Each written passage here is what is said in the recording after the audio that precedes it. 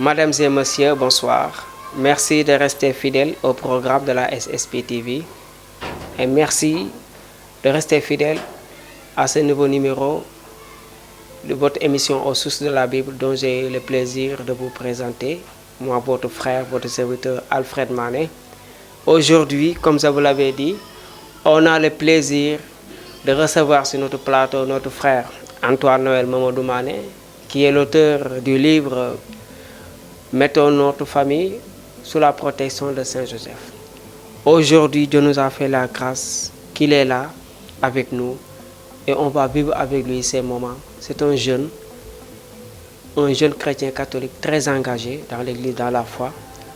Vraiment, avec lui, nous allons vivre ces moments de gloire. Alors, bonsoir mon frère. Bonsoir. Ça va? Je vais très bien.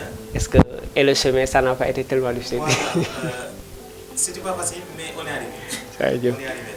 Okay. Voilà. Donc, je vous laisse saluer le public. Alors, ñu ngi leen di nuyu. Voilà, je pense qu'on peut parler wala pas. Ça dépend. Voilà, ñu ngi leen di nuyu. Voilà, ku ci nekk sa tur ak sa sant. Voilà, j'espère que fi ñu leen fekk yéen a ngi ci jàmm. Xam jàmm yàlla leen yàlla may jàmm.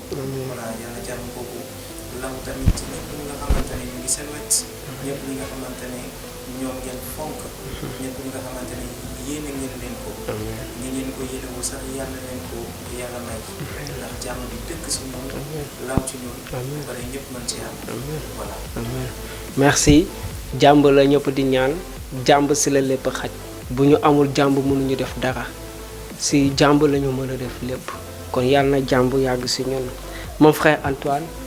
tey émission aux sources de la Bible mu ngi am kontaante ak mbégte di la dalal vraiment sa teewaay dañ koy rafetlu parce que yàgg nañ ko soxla yàgg nañ ko bëgg gàllankoor yi mais tey yàlla def na ba ñëw nga donc aux sources de la Bible moo la invité moo la soxla en tant que un jeune chrétien catholique très engagé au niveau de l'église même de la paroisse Notre-Dame du Cap-Vert de Pikine.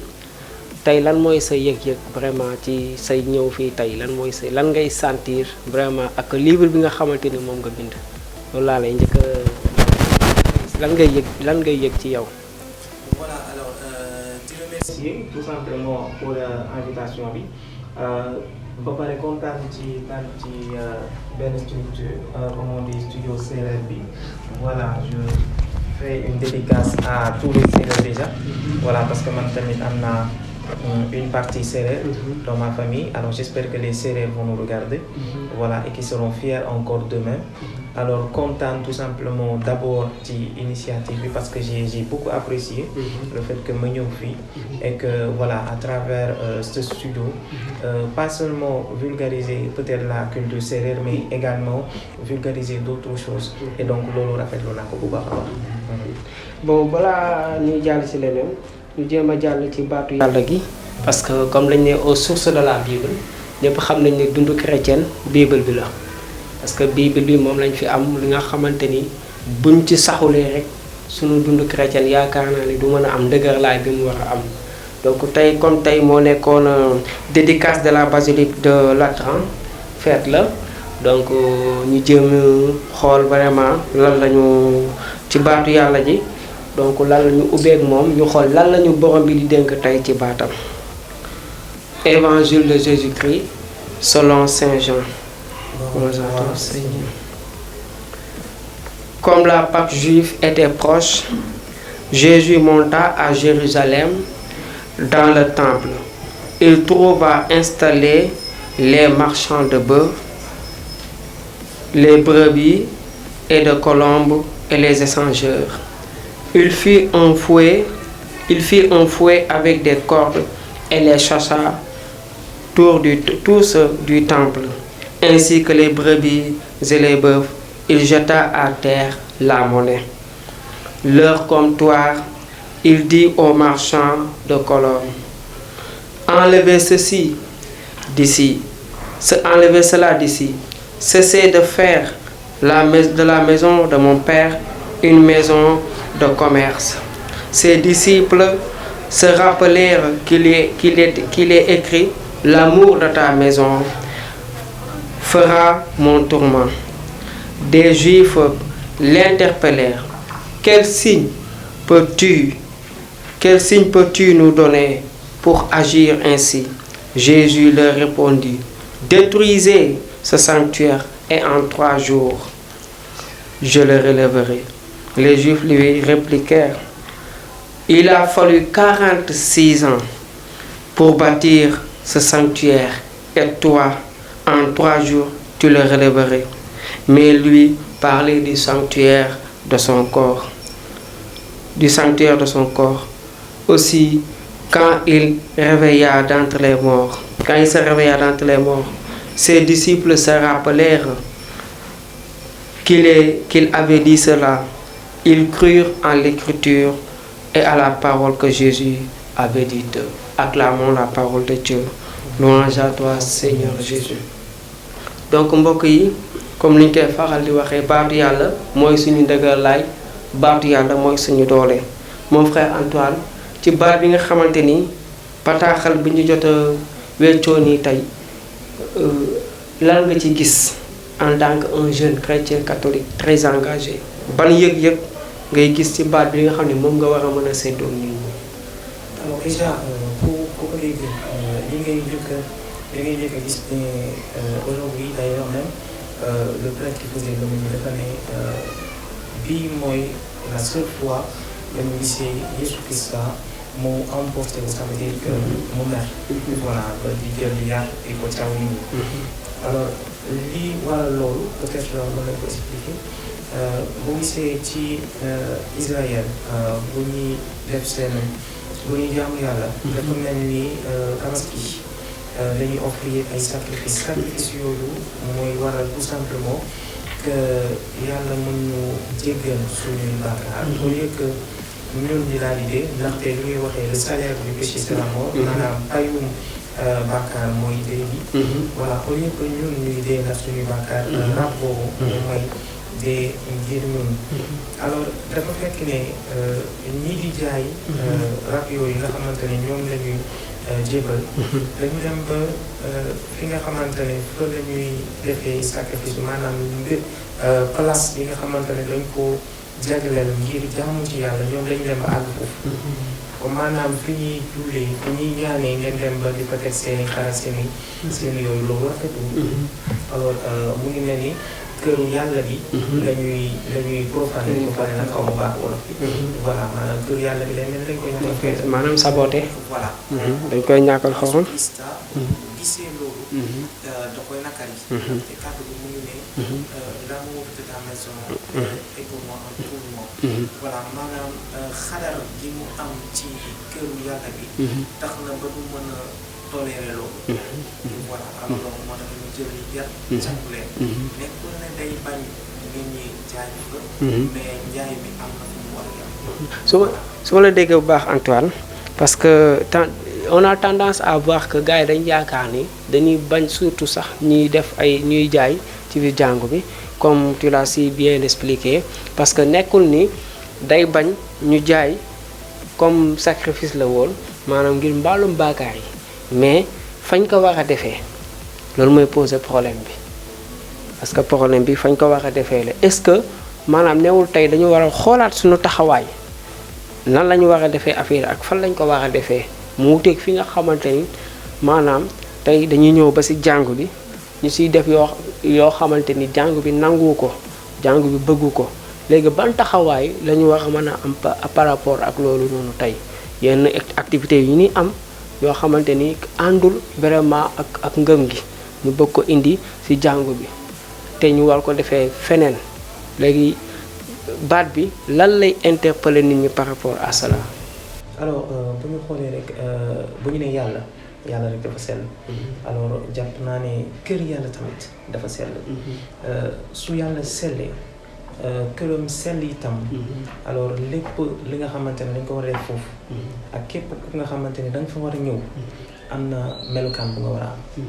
voilà donc ça veut dire que war nga sell ci sa solin. xam ni li nga mel. war nga sell ci jëf bi. war nga sell ci kàddu yi. war nga sell itam ci xalaat bi. donc lépp lu nga xamante ne bokkul ak sellaay boobu yaakaar naa ne am fa place. voilà donc de telle sorte que ñu bàyyi xel ci loolu. loolu nekkul simplement chrétien bi. le concerné. yaakaar naa ne képp ku nga xamante ne waaye ngëm nga. fa ngay fësalee sa ngëm. yaakaar naa ne lépp lu bokkul ak. ki ngay jaamu rek. yaakaar naa ne waroo ko fa def. déjà bu nekkul sax foofu waaye en tout cas fépp fu mu munti nekk sax waroo ko def déjà ça compte foofu. bon dans ce même lancé Antoine ñu ngi gis nii par exemple comme ni nga ko waxee tey jii nii sellaay ci wàllum sellaay da ngay gis ndaw xale ndaw nee na moom par exemple maanaam dinaa bàyyi ba parce que tem ñu ne comme ci jàngu bi da ngay nekk jeune chrétien bu engagé wu sa morom bi di la woowee label bi mon père nga arrêté nga nekk jeune fille engagé wu ma sœur nga arrêté est-ce que jeunesse bi léegi war nañu di focaliser wu ci loolu parce que ngëm bi dina yóbbu nit ki foo xamante ni comme baat bi dem ko waxee di nga am cofeel ci yàlla mu yóbbu la ci fëgg boo xamante ni yow ni ngay joxe sa bopp yàlla sax yow mi sa jëm bopp sax dalay jaaxal parce que cofeel la ci yàlla léegi yow nan nga gisee ak nit ñi nga xamante ni ku jege ak ku am engagement jeune chrétien ñu ne la prêtre ba mu bàyyi jeune fille ñu ne ko masse ba mu bàyyi état de faiblesse la wala seen conscience moo dëgër wala seen engagement moo dëgër. damay rappeler juste am na benn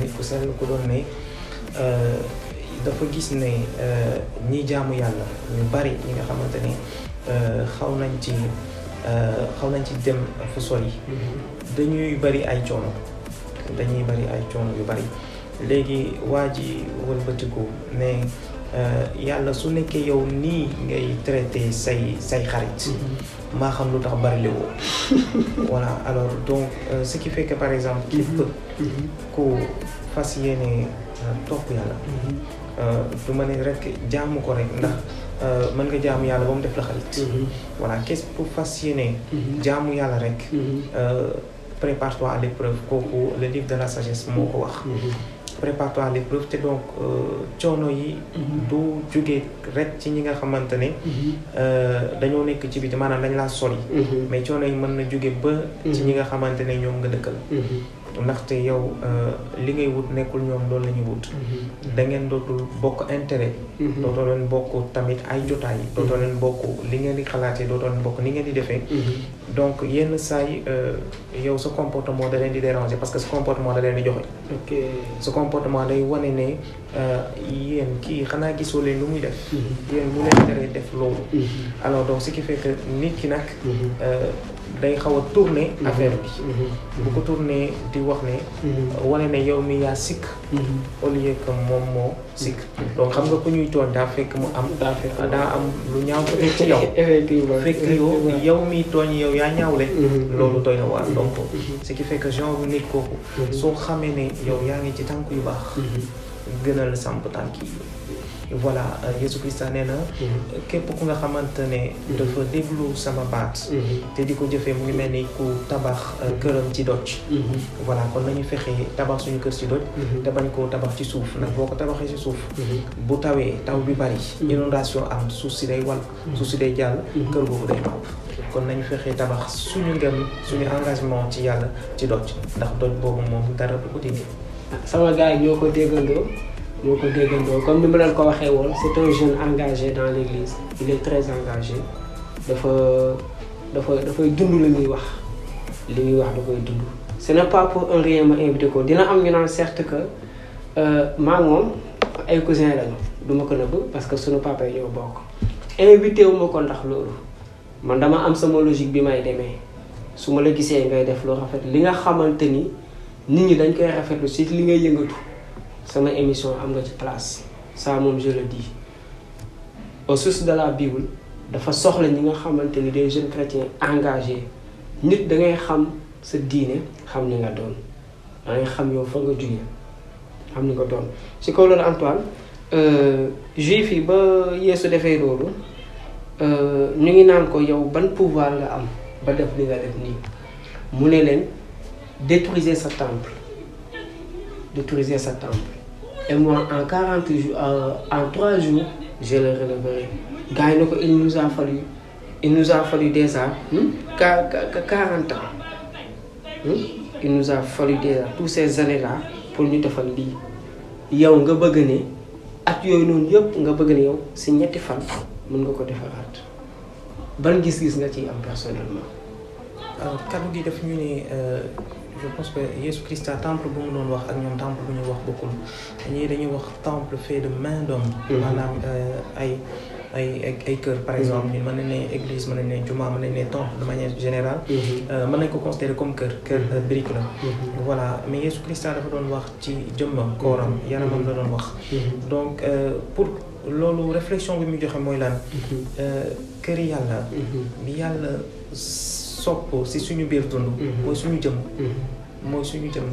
donc de telle sorte que par exemple aujourd'hui mën nañ tabax ay église ay bërëbu jaamu yàlla yu ngande rafet waaye loolu day màbb loolu mënul dund ba abadan waaye ñun ñii mën nañu dund ba abadan kon ñun ñooy kër gi yàlla taamu kër gi war a gën a rafet donc soo tabaxalee yàlla kër gu rafet waaye yow doon nga kër gi mu taamu mu gën a rafet boobu ndaxte tey yàlla suy wàcc ci nit lay ñëw nit moo tax aujourd'hui ñu mën a tabax kër ba di ko fa dugal moom ndax moom moo màgg du kër gaa màgg nit a màgg moo tax ñu bàyyi ko kër alors donc ce qui fait que par exemple su nekkee tamit yàlla moo màgg kon kër gañ ko war a jox ñun suñu biir dund mooy ñun kon ñun war nañ ñoo fonk suñu bopp màggal suñu bopp kon képp kuy chrétien képp kuy waay yàlla war na fonk boppam moo tax ñu ne jaamu yàlla da ngay set te dépassé na set jaamu yàlla da ngay sell voilà boobu mooy setu biir wax na fi wax bu rafet maanaam yàlla ñun la soxla suñu jëmm bâtiment bi après lay ñëw mais suñuy jëmm moo ko yitteel avant bâtiment bi su ko loolu ñu gis suñu frère bi bind na livre baa ngi tudd mettons nos familles sous la protection de Saint-Joseph vraiment livre bu am importance mon frère Antoine lan moo la motiver ak lan moo la kattanal ba nga bind téere bii nii en tant que jeune chrétien parce que je crois que c'est rare de voir un jeune chrétien surtout méditant pouvoir écrire un livre et en donnant une leçon même aux fidèles chrétiens lan mooy lan moo la motiver ba nga bind téere bii nii. alors damay tontu tout simplement ne ren depuis le 8 décembre ba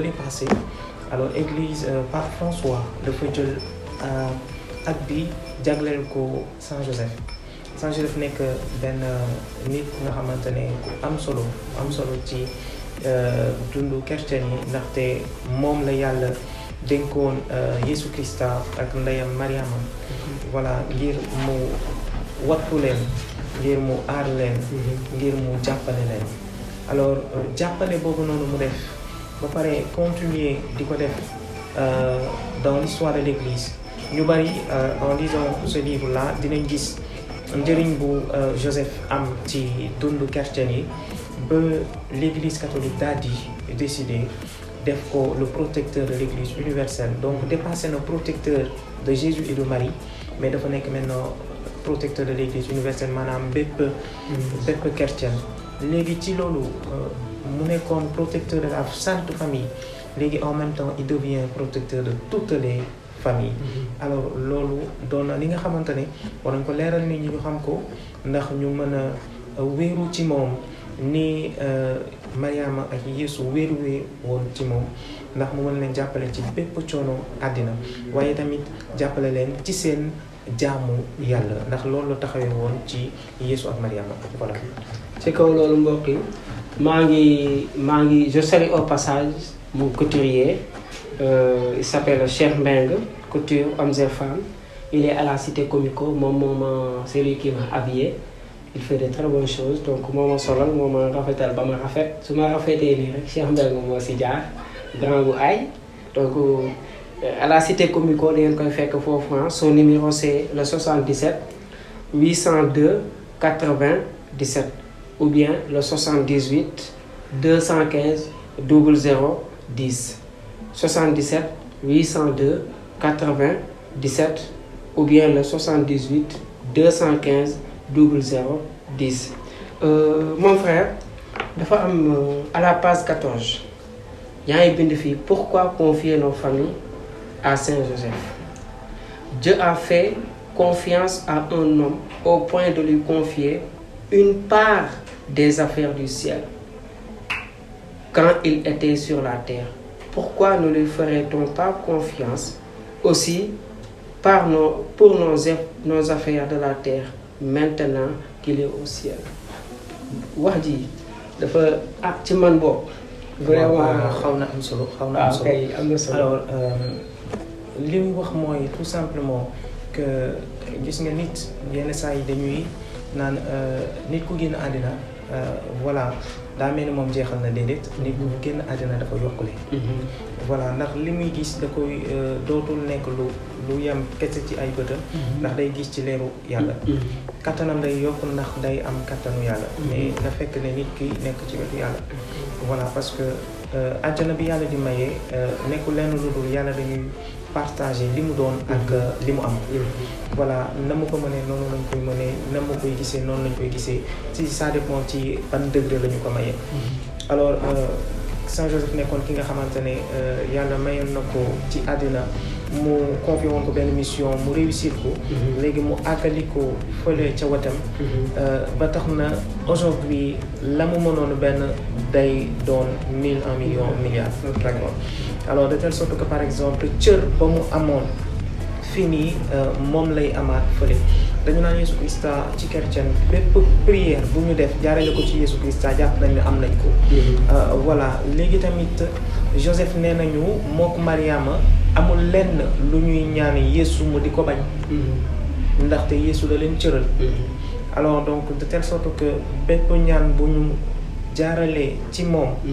moom day mel ni du dem di ñaan Yesu mais da ko naan Yesu defal.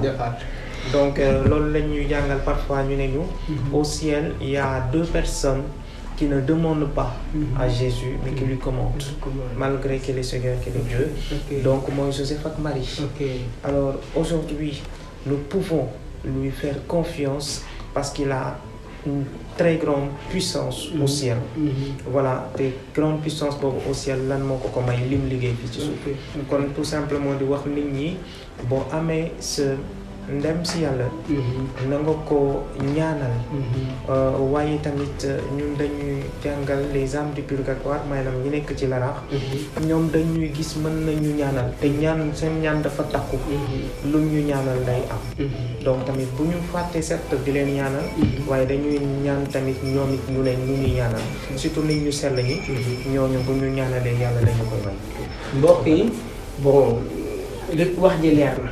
je crois que wax ji leer na c'est un jeune comme ni ma doon koy waxee un jeune très engagé ñi ko xam vraiment ñi ko xam nañ li may wax. hormis même les liens de famille c'est un gars très respectueux waaye respecté dañ ko parce que nit da ngay gëm li nga doon xam yaay kan di doxee gëm. fii la ñuy jeexalee Antoine que signifie patronage parce que je crois que ñu bëri xamuñu patronage kii mooy sama patron mooy seen patron yow lan ngay wax ci patronage parce que gis naa fii nga bind que signifie patronage. voilà alors patronage boo xoolee kàddu gi mooy patron. loolu la ñuy dégg mais ça veut pas dire ça patron nag suñ koy tekki ci kàddu olof donc dinañ ne mooy boss mooy ki lay liggéeyloo. mais fii demeewul noonu patronage c'est plutôt une mission. une mission mën nañ ko tënk ci ñett. alors première baat bi mooy dafa nekk un protecteur. sa patron quelqu'un qu'on dit comme c'est un patron man maa ngi tudd Antoine. donc sama parent sama patron day nekk Saint Antoine. yow yaa ngi tudd Alfred sa Saint patron day nekk Saint Alfred. alors kooku day nekk sa protecteur. voilà alors donc ci bépp situation bi nga nekk. mais tamit il va falloir que yow nga di ko nga wóolu ko nga di ko ñaan. voilà ba pare ngay dox ci yi nga xamante ne moom ci la ne woon. voilà léegi day nga di ko découvrir. voilà moom day nekk sa protecteur boobu di benn. beneen bi mooy day nekk ki nga xamante ne daf lay ñaanal yow. il devient ton intercesseur. intercesseur mooy day xool nit ki li mu soxla. mu daal di ko koy utal. voilà loolu tam la ñuy ne c'est un intercesseur beneen bi mooy day nekk un avocat mooy lan ci bépp jafe-jafe àddina bu nga xamante ne peut-être mën na nekk yow sa diggante ak nit wala peut-être même sa diggante ak yàlla moom day taxaw ci digg bi di défendre sa cause nekkul parce que da nga am dëgg mais par exemple pour que nga mën ci surtout par diggante ak yàlla mun duñu mës a am dëgg suñu diggante ak yàlla duñu mës a am dëgg mais day ñaan yàlla mu may ñu yërmande su nekkee ci situation bi nga xamante ne aujourd'hui dañu amoon benn injustice bu ñu dal nga xamante ne aujourd'hui nit wan nañu dooleem voilà léegi moom tamit dina ñëw daal di wane moom it kattanam ci kanamu yàlla ba yàlla manifester sa justice dans ta vie voilà loolu mooy njëriñu Samba donc comme képp ki nga xamante ne tudde nañ la nit mu ngi mel ni par exemple tey dañ la koo dénk alors moom dina def waru garam ci yow mais il va falloir que yow tamit nga daal di ko koy may. pour am livre bi nan la gars yi war a mën a def ak fan la ñu war a mën a jaar ba am livre bi. ci livre bi. Voilà, alors donc pour pouvoir obtenir le livre, c'est vendu déjà pour l'instant à la paroisse Pikine. Paroisse Pikine, donc ce sera également disponible dans d'autres paroisses pour l'instant. Alors donc on ne peut pas pour l'instant se prononcer, mais ce sera vendu dans d'autres livres. Alors on va vous laisser peut-être un numéro nga xamante ne dinañ ko jàllale déjà ci vidéo bi. Vous pouvez prendre le numéro et puis voilà boo leen contacter agence commerciale bi dinañ leen wax naka ngeen mën a def pour am ñu jàllale numéro bi. Voilà, alors donc le numéro c'est pas un numéro que j'ai en tête donc je peux vous donner ça tout à l'heure. Comme ça au moins ñu mën ko joxe. Alors laissez-moi juste un instant. Donc mbokk yi mooy nii bon aux sources de la Bible li la leen indil témoignage la un frère qui a fait son témoignage. Le fait seulement d'écrire le livre, c'est le témoignage de l'évangélisation. Si on ne peut pas évangéliser, si on ne lit pas la Bible, on ne peut pas évangéliser. On ne peut pas évangéliser. Voilà, alors le numéro c'est le 76 207 27 63. 76 207 27 63, c'est le numéro de l'agence commerciale. Et nga xamante ne mooy chargé wu ci vente de livre bi. Maintenant ñu ngi discuter avec beaucoup de paroisses pour que ça soit disponible là-bas. Su disponible nit ñi tamit seen paroisse ñoom bu ñu dinañ ko yëg parce que on va l'annoncer là-bas. Voilà. Nous sommes au terme de notre émission bientôt. En quelques secondes rek nga wax ñu Antoine qu'est-ce qui vous a motivé bu nga bind livre bi lan moo la gën a motiver sa motivation personnelle ak méditation sens méditation bi nga am jusqu'à ce que tu es parvenu à écrire ce livre. Alors mu nekk simplement diggante bi ma am ak ki ñuy wax fii nii dans ce livre mooy diggante bi ma am ak Saint-Joseph. Ça date de longtemps, c'est depuis mon grand-parent, depuis mon grand-père du moins. Voilà mu jàll si sama papa ma hérité ko comme lu baax dañu koy passer de génération en génération. Alors aujourd'hui ñu gis njaboot yi ni ñu sonné loolu. Voilà ñu soxla ku leen wàllu. Dernièrement rek damay gis ne ñu ne tribunal de Dakar minimum am na 100 divorces par jour. Par semaine du moins. Tribunal de Pikine Guédiawaye 150. yeneen tribunal Sénégal d'habitude autour de 50 loolu doy na waar alors boo xoolee loolu noonu yëpp balaa ñu fay egg am na fa mu jugee. Alors donc maintenant ñu ngi jox kii nit ki ndax ñu du ko roy. góor bu ko roy yaakaar naa ne mënoo nekk un meilleur époux. Voilà que lui. Tu peux pas être un meilleur époux que lui, mais tu vas être un très bon époux parce que c'est une référence. Bépp papa bu nga xamante ne mu ngi koy imiter, tu seras un très bon père. Voilà bépp liggéeykat bu nga xamante ne tey yaa ngi koy imiter, tu seras un très bon travailleur. Tamit bépp jigéen bu nga xamante ne aujourd'hui yaa ngi roy kii di Joseph ak suñu lay Mariama. Donc yaakaar naa ne yenn jafe-jafe yi du ci am ak yenn défis yi du ci am ba nit di la ci mere ba di yaakaar di wax. Alors aujourd'hui livre bi ñu ngi ko bind mais am ci benn sentiment bu am solo pour les familles parce que bëgg nañu yàlla fekk si leen te jàppale leen voilà. Merci chers frères et sœurs. Voilà, nous sommes au terme de notre émission aux sources de la Bible. Voyez gis ngeen ñoo gisandoo ñoo déggandoo li nga xamante ni moom la suñu frère bi wax man moom personnellement li may wax nañu takku ci ngëm gi parce que ngëm boo ci takkoo rek moo la jox réussite mais boo ko xawee caaxaanee rek daanaka doo ci gis lu bari kon aux sources de la Bible lii la indi ñu tëjee ak la prière à Saint Joseph. Oui. waaw bi nga xam Saint Joseph. vous que la grâce divine a comblé, le Sauveur a reposé dans vos bras et a grandi sous vos yeux. Vous êtes bénie entre tous les hommes. Et Jésus, l'enfant divin de votre virginale épouse est béni. Saint Joseph, donné pour Père au Fils de Dieu, priez pour nous dans nos soucis de famille, de santé et de travail, jusqu'à nos derniers jours, et daignez nous secourir à l'heure de notre mort. Amen. Mes frères et sœurs, allez-y à la paroisse Notre-Dame du Cap-Vert de Pikine et prenez le numéro qu'il vous a donné, contactez et procurez-vous de ce livre. Et vraiment, nous vous donnons rendez-vous pour un autre numéro aux sources de la Bible, une autre culture biblique. Mon formateur Opossila disait, il faut avoir une culture dans la vie. Et même dans la Bible, on doit avoir une culture pour arriver à un certain stade. Donc, fii la ñuy yem ak yéen di leen jox ba beneen numéro ba beneen yoon mon frère Antoine nga tàggatoo ko vraiment waa kër gi nga tàggatoo ko askan wi public am ñu lay déglu. Voilà di remercier encore studio Séeréer bi pro yàlla wàcce barkeem fii. Voilà ba képp kuy séeréer voilà nga fier de ce qui se passe ici. képp ku dul séeréer tamit voilà nga découvrir l'importance de la culture séeréer parce que nekk na culture bu rafet. Voilà di ñaan tamit ñëpp ñu ngi seetaan yàlla jàmmal leen yàlla may leen barke bi ñu soxla yàlla aar leen te yàlla defal leen li nga xamante ne moo gën ci ñoom yenn saa ñu ñaan mais ñaan bi gënul waaye yàlla ñu yàlla defal li gën ci ñun te mu jig ñu voilà. donc mbokk yi maa ngi nuyu waa kër gi yëpp sama jàmbaar ji Pape Diouf mon ami mon frère mon guerrier di nuyu yëpp waa kër gi ñëpp di nuyu ñëpp oustaz Ababacar waaw di nuyu ñëpp daal ñi nga xamante ne ñu ngi si kër gi donc fii la aux sources de la Bible di yem ak yéen di leen jox beneen numéro à la prochaine fois merci.